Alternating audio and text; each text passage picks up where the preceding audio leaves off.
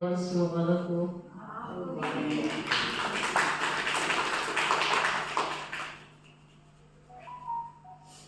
तो आज हम सुनते हैं बाबा की साकार मुरली 1 जनवरी 2025। मीठे बच्चे, तुम ज्ञान की बरसात कर हरियाली करने वाले हो। तुम ज्ञान की बरसात कर हरियाली करने वाले हो। तुम्हें धारणा करनी और करानी।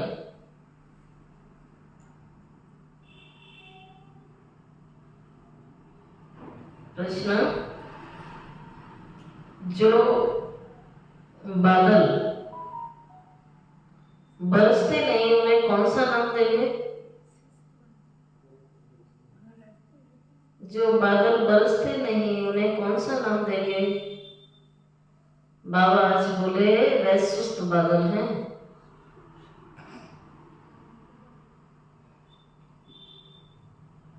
चुस्त वह है जो बरसते हैं।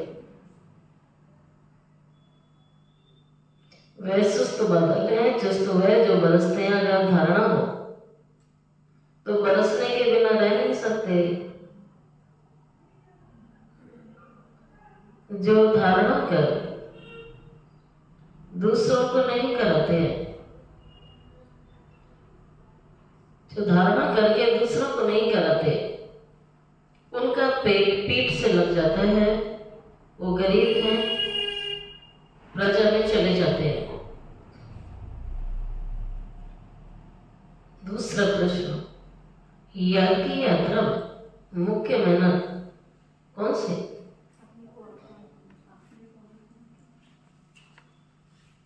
याग की यात्रा में मुख्य मेहनत कौन सी है? अपने को आत्मा समझ बाप को बिंदु रूप में याद करना। बाप जो है, जैसा है, उसी स्वरूप से यथार्थ याद करना, इसमें मेहनत है। और आज की मुरली का गीत है, जो पिया के साथ है उसके लिए ज्ञान की बरसात है। तो ये बरसात अच्छी लगती है ना, ठंडी में भी।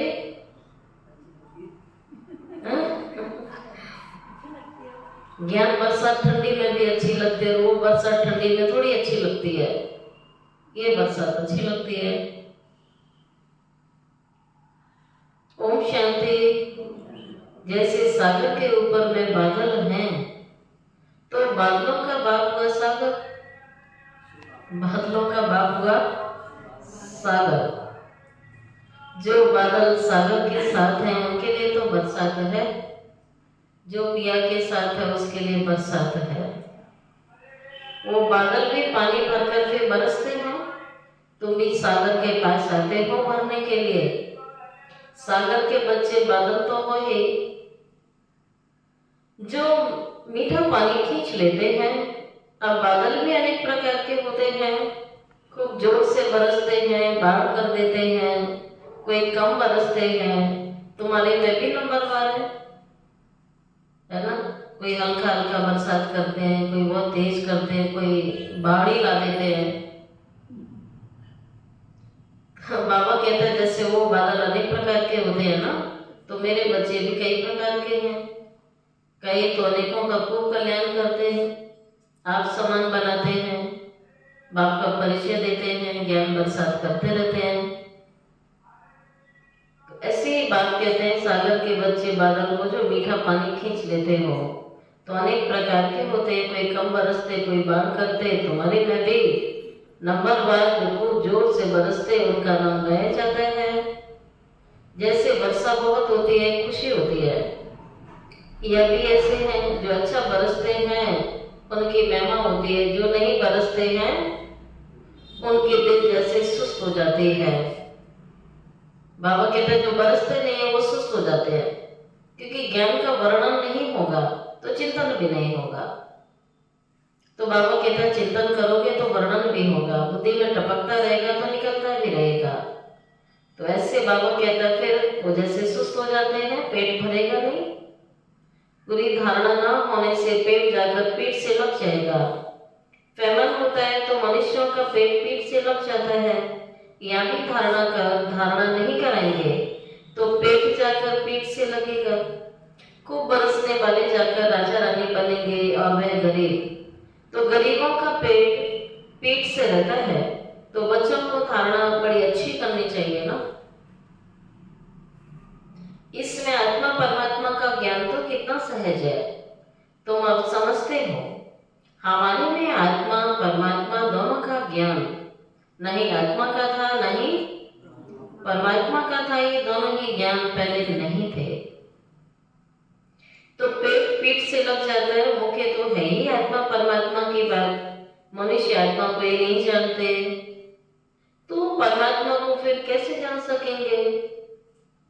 कितने बड़े विद्वान पंडित आदि हैं, कोई भी आत्मा को नहीं जानते।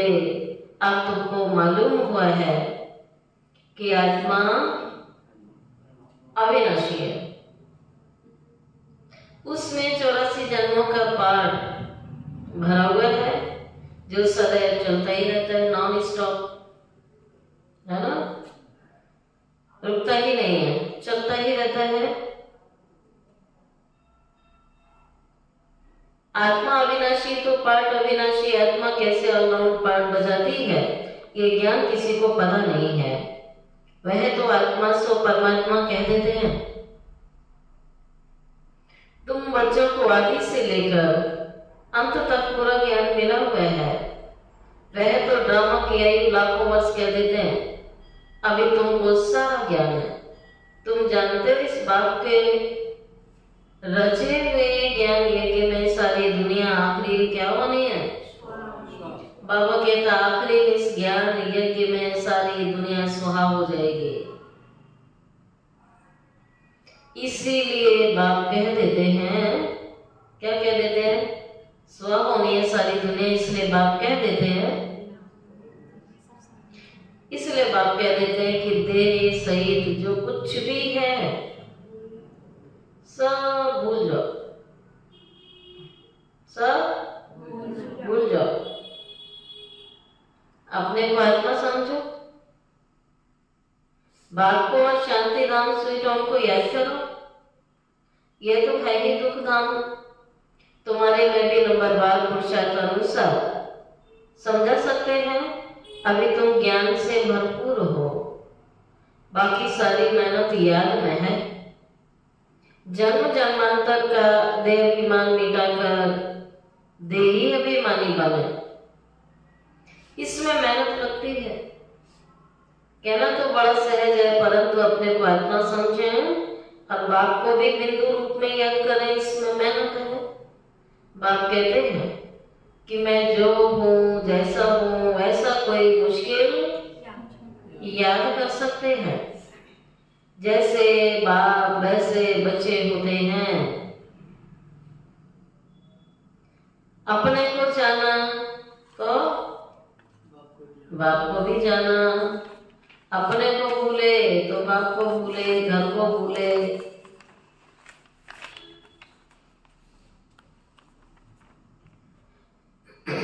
तुम जानते हो पढ़ाने वाला तो एक ही है ना, लेकिन पढ़ने वाले तो बहुत सारे हैं ना।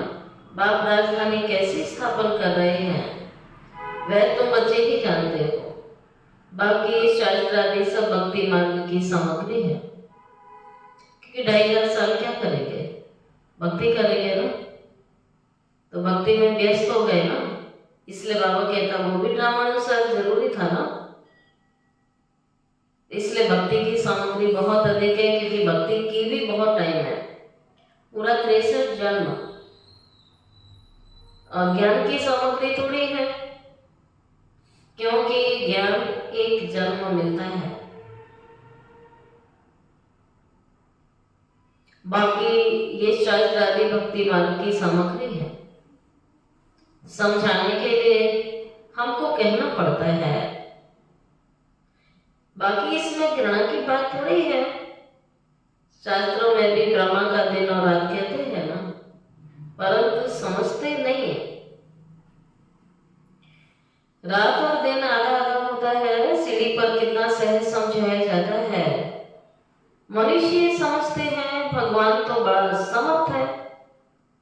भगवान बड़ा समर्थ है, कहते हैं जो चाहे सो कर सकता है। फिर आगे कहते हैं अरे वो तो मरे हुए को भी जिंदा कर सकता है।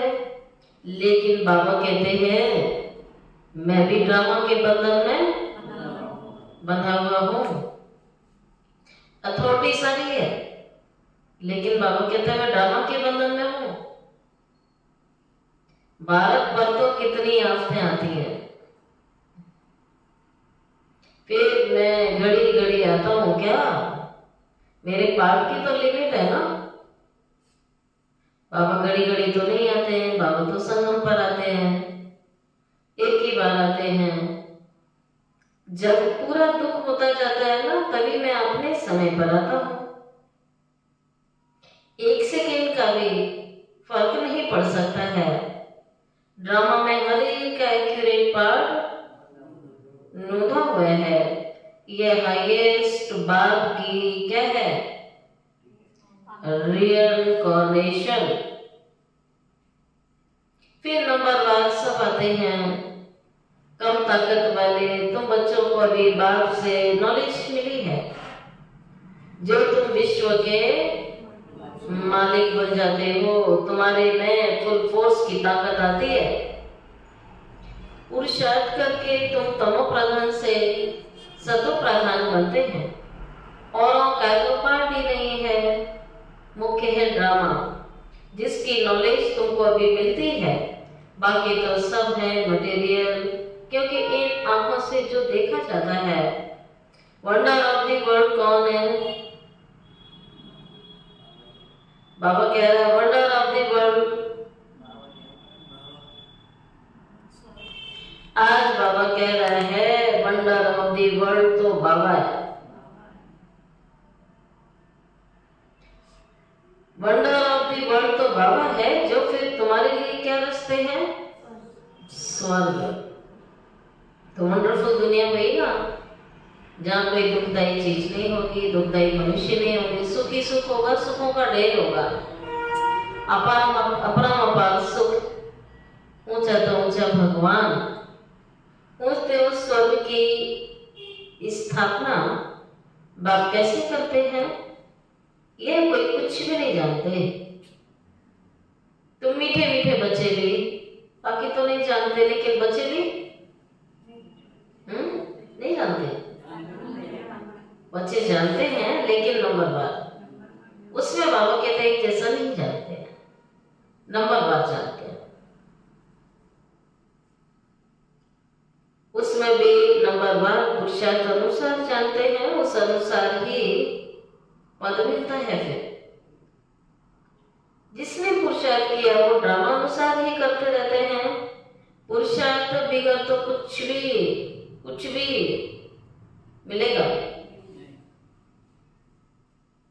कर्म बिगड़ एक सेकंड भी रह नहीं सकते, क्योंकि बाप कहते श्वास लेना भी तो कर्म हुआ, क्रिया हुआ ना, तो एक सेकंड भी नहीं रह सकते।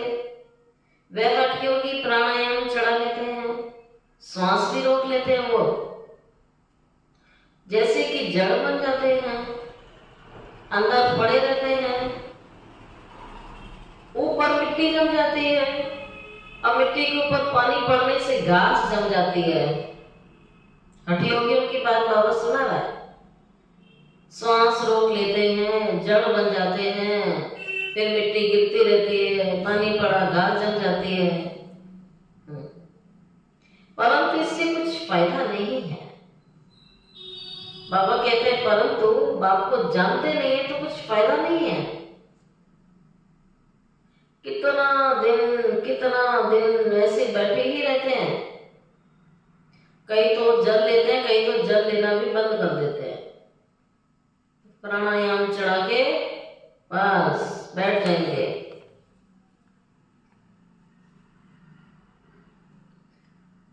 कितना दिन बैठे रहेंगे? कर्म तो आखिर करना ही पड़ेगा। कर्म सन्यासी तो कोई भी बन नहीं सकेंगे। हाँ, कई हैं खाना आदि नहीं बनाते हैं, जो मेरा उससे कार्य चला रहते हैं।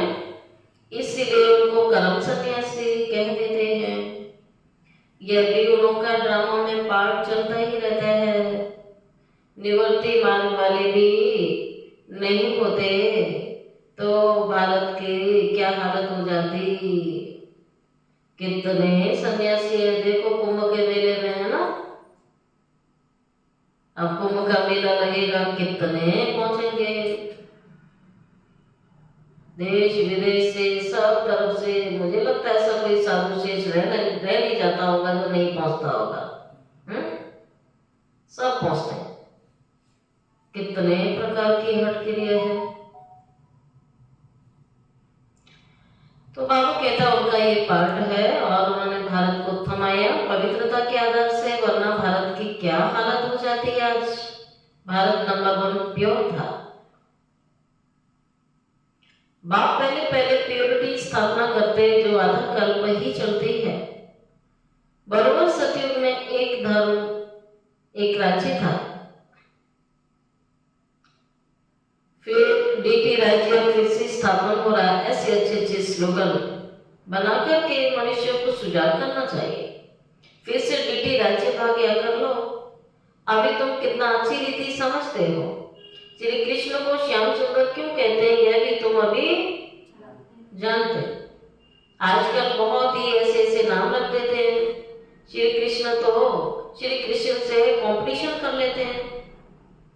तुम बच्चे जानते हो पतित राजाएं कैसे पावन राजाओं के आगे जाकर के माथा टेकते हैं, परंतु उनके बारे में जानते कुछ भी नहीं है। तुम बच्चे जानते हो कि जो पूज्य थे वही पुजारी बन जाते हैं। अभी तुम्हारी बुद्धि में सागर चल रहा है, यदि याद रहे तो अवस्था तुम्हारी बहुत अच्छी हो जाएगी। परंतु परंतु परंतु क्या होता है, बाबा कहते हैं परंतु माया तुम्हें सिमरण करने नहीं देती है, बुला देती है। बुद्धि परिवार हो जाता है, स्मृति खत्म कर देती है। बिना स्मृति की समृद्धि नहीं आती है। बाबा में क्या कहते हैं, कुछ भी ना करो, तुम ब्राह्मण बने हो, बाप के बने हो, एक चीज की धारणा जीवन में अवश्य होनी चाहिए। वो कौन सी?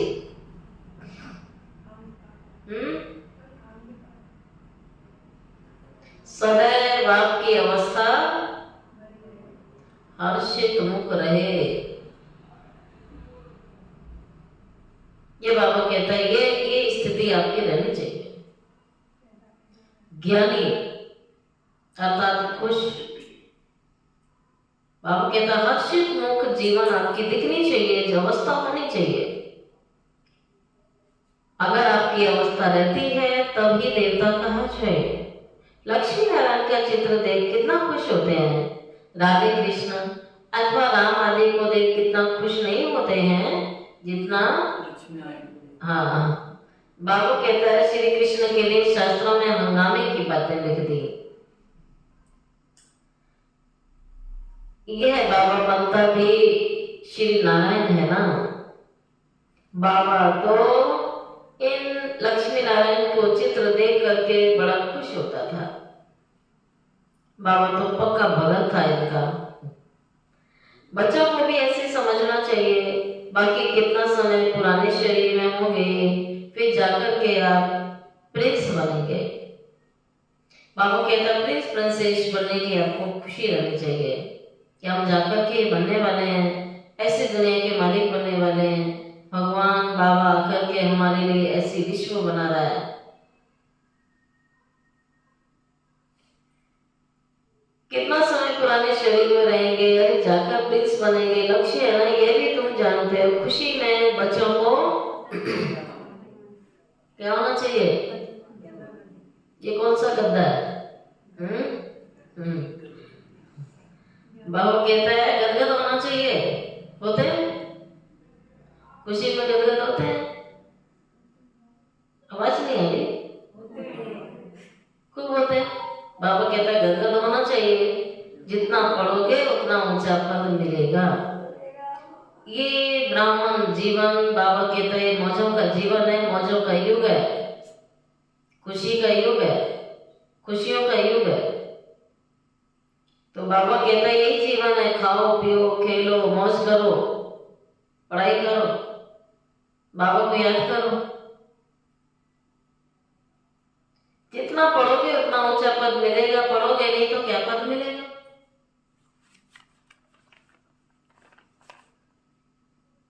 तब बाबा कहता है कहाँ विश्व के महाराजा महारानी और कहाँ साहूकार प्रजा में नौकर चाकर बनना। बाबा कहते हैं सब्जेक्ट तो एक ही है, सिर्फ मन मना भाव और मध्य जीवा। अल्प और व्यय, ज्ञान और याद, इनको कितनी खुशी हुई, अल्प को अल्लाह मिला, बाकी सब दे दिया। कितनी बड़ी लॉटरी मिल गई, हीरे भी कौड़ी नजर आने लगे।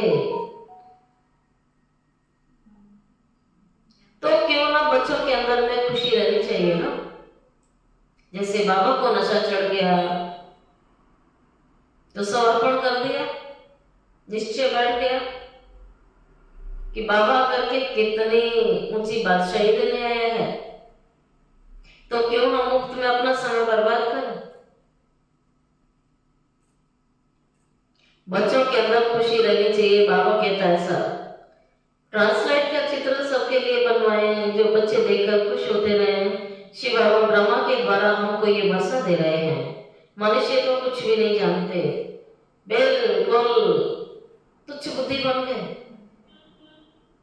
अभी तुम तुच्छ बुद्धि से क्या बन रहे, इसी से मैच करो, तुच्छ से स्वच्छ। सब कुछ जान गए, कुछ पढ़ने की अब आवश्यकता नहीं है। इस पढ़ाई से तुमको विश्व की बादशाही मिलती है। बाबा कहता सब जान गए, अब और कुछ पढ़ने की आपको अब दरकार नहीं है, क्योंकि हम जिस पढ़ाई को पढ़ रहे हैं इससे ऊंची पढ़ाई कोई होती नहीं है। बाबा कहता उस पढ़ाई से क्या बन जाओगे, जज वकील डॉक्टर इंजीनियर बनोगे, है ना।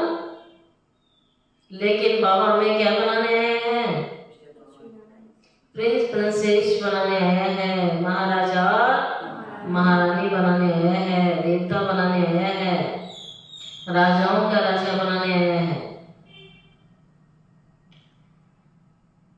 फिर और कुछ पढ़ने की आपको आवश्यकता नहीं है। इस पढ़ाई से तुमको विश्व की बादशाही मिलती है, इसलिए बाप को नॉलेजफुल कहते हैं। मनुष्य फिर समझते हैं, हर एक के दिल को जानते हैं, परंतु बाप तो नॉलेज देते हैं। टीचर समझ सकता है, पढ़ाना पड़ते हैं, बाकी सारा दिन ये थोड़ी बैठ देखेंगे कि इनकी बुद्धि में क्या चलता है। ये वंडरफुल नॉलेज है। बाप को ज्ञान का सागर, बाबा को ज्ञान का सागर, सुख और शांति का सागर। आज बाबा कहता हर इस सृष्टि की प्रत्येक आत्मा चाहती है कि मेरे जीवन में भरपूर शांति हो, भरपूर सुख हो, खुशी हो, लेकिन सागर कौन है, बाबा है। तभी तो बाबा कहता है सब छोड़ दो और मुझे पकड़ लो, बुद्धि से मुझे पकड़ लो और बुद्धि से सब छोड़ दो। जिसने इतनी लाइन समझ ली, समझो ज्ञान उसने समझ लिया। अब छोड़ दो का मतलब ये थोड़ी बाबा ने कहा कि सब बाहर से छोड़ना थोड़ी है, ये तो अंदर से छोड़ने की बात हुई ना। ये तो आपकी अपनी प्रैक्टिस है ना कि सब किनारे छोड़ो, हलवा तैयार हो जाएगा। बाबा कहता लंगर उठा लो,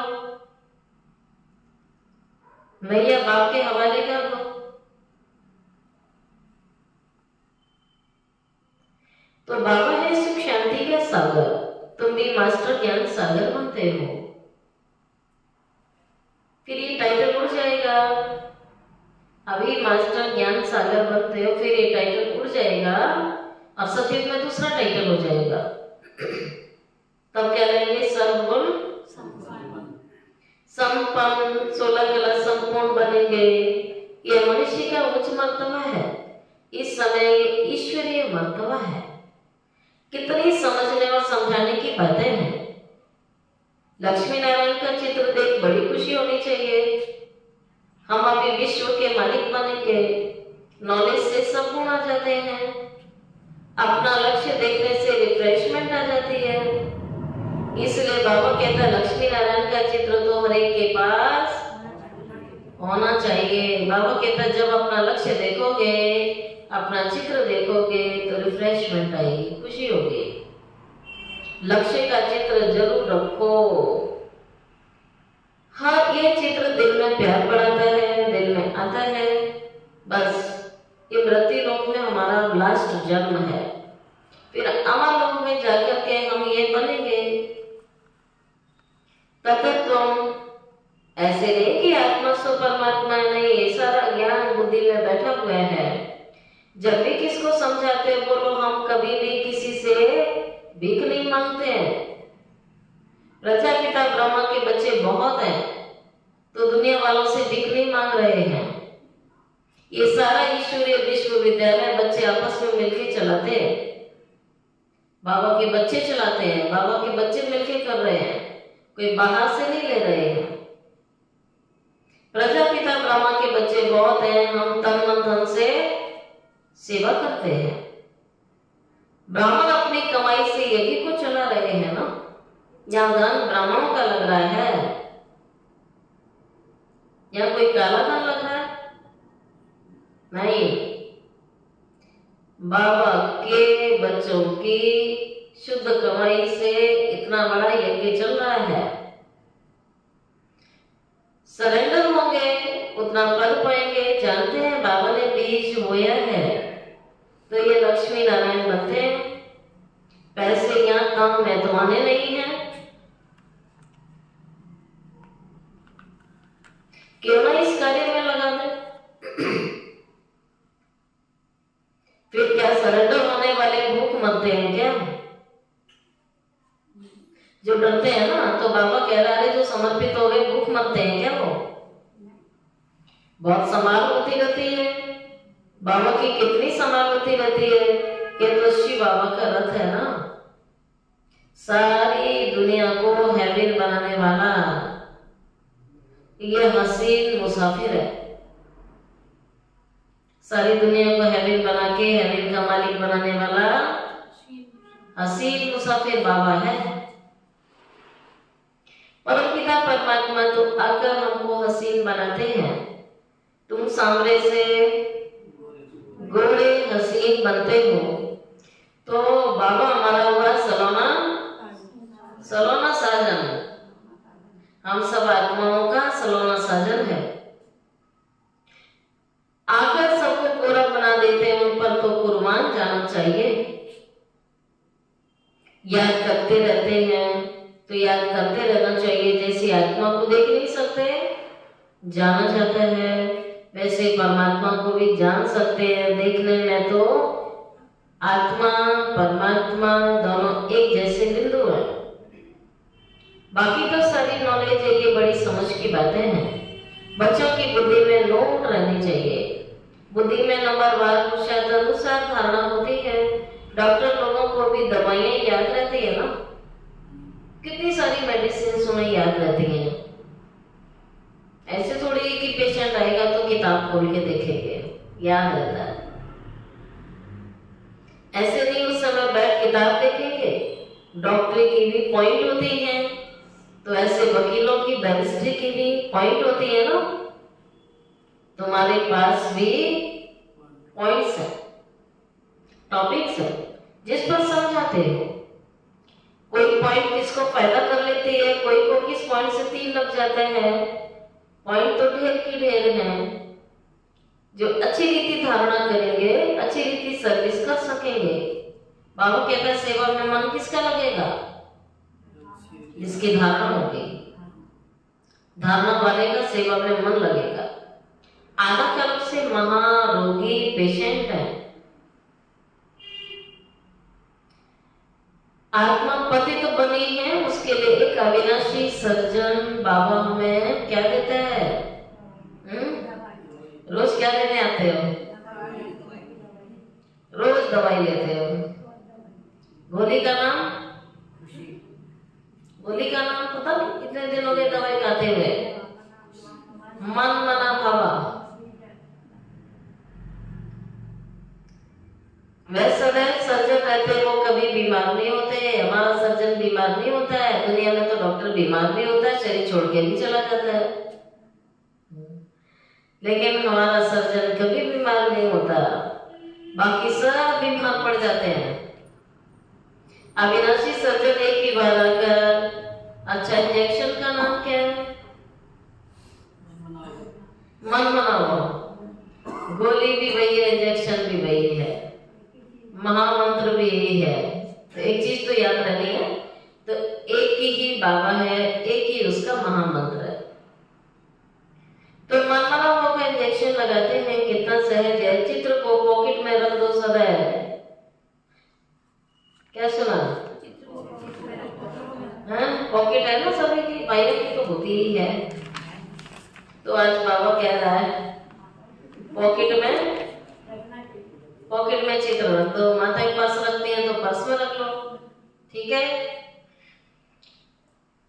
तो लक्ष्मी का चित्र, बाबा ये लक्ष्मी नारायण का पुजारी था। लक्ष्मी का चित्र निकाल, अकेला नारायण का चित्र रख दिया। अभी पता पड़ता है जिसकी हम पूजा करते थे वो हमारा ही चित्र है, हमारा ही यादगार और बन रहे। पीछे वालों ने क्या सुना?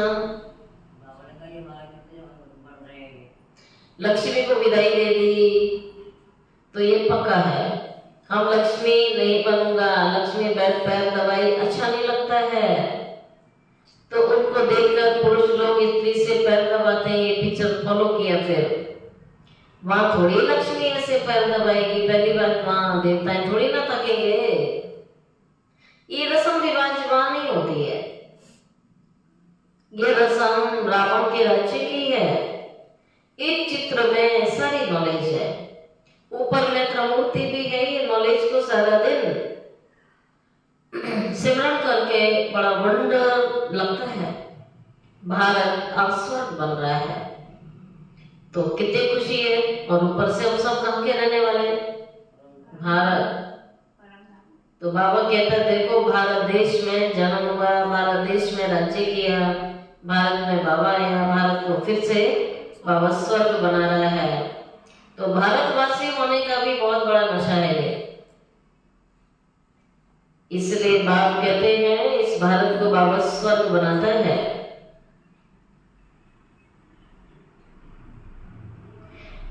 कितनी अच्छी समझानी है, पता नहीं मनुष्यों की बुद्धि में क्यों नहीं बैठता है। बाबा कहते हैं पता नहीं क्यों नहीं बैठता। यज्ञ में कौन से ब्राह्मण चाहिए? पवित्र ब्राह्मण चाहिए, जिनका मन शुद्ध है, तन शुद्ध है, अन्न शुद्ध है, धन शुद्ध है।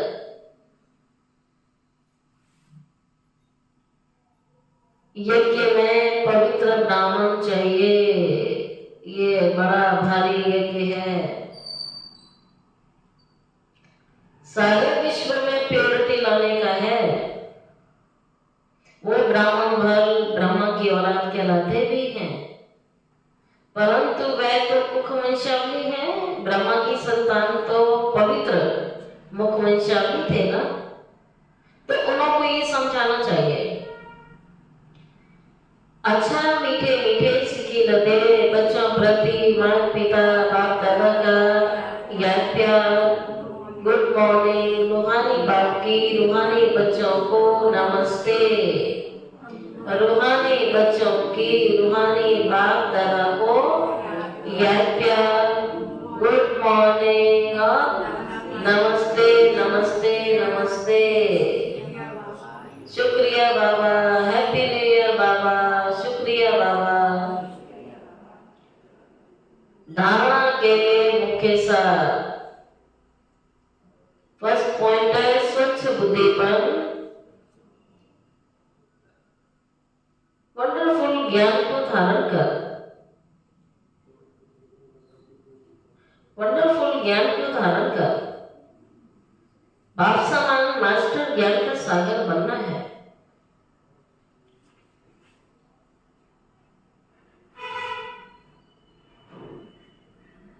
नॉलेज से सर्वगुण स्वयं में धारण करने हैं।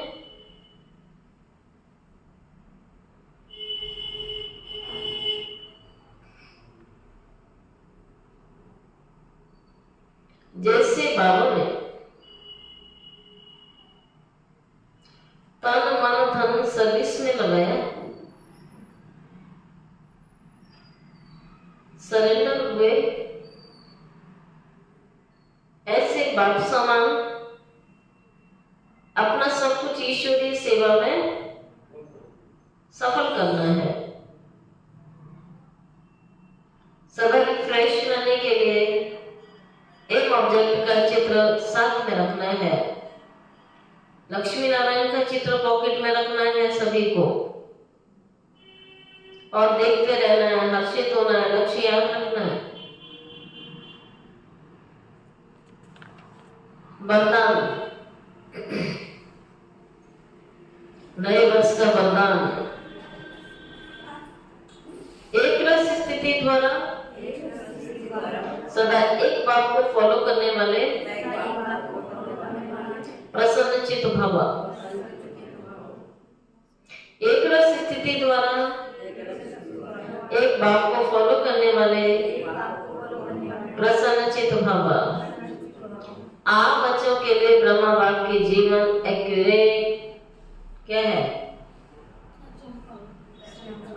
आज बाबा कह रहा है आप बच्चों के लिए ब्रह्मा बाप की जीवन एक्यूरेट कंप्यूटर है। जैसे आजकल कंप्यूटर द्वारा हर एक प्रश्न का उत्तर पूछते हैं, ऐसे मन में जब भी कोई प्रश्न उठता है तो क्या, क्यों, कैसे की बजाय बाबा को ये पसंद नहीं है ज्यादा सवाल, क्या, क्यों, कैसे, कब, कौन। बाबा कहता है इसकी बजाय ब्रह्मा बाप के जीवन रूपी कंप्यूटर से देखो। ज्यादा सवाल करने की बजाय ब्रह्मा बाप के जीवन रूपी कंप्यूटर में देखो। क्या, कैसे का क्वेश्चन ऐसे में बदल जाएगा। प्रश्न चित्त की बजाय प्रसन्न चित्त बन जाएंगे। बाबा ने कहा है जिसके मन में प्रश्न अधिक रहेंगे वो कभी प्रसन्न चित्त रह नहीं सकता है। तो प्रसन्न चित्त न रहने का कारण हुआ क्या, क्यों में जाना। तो बनना क्या है?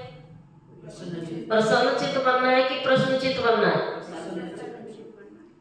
प्रश्न करोगे तो प्रश्न चित्त है, और प्रश्न नहीं करोगे तो प्रसन्न चित्त है।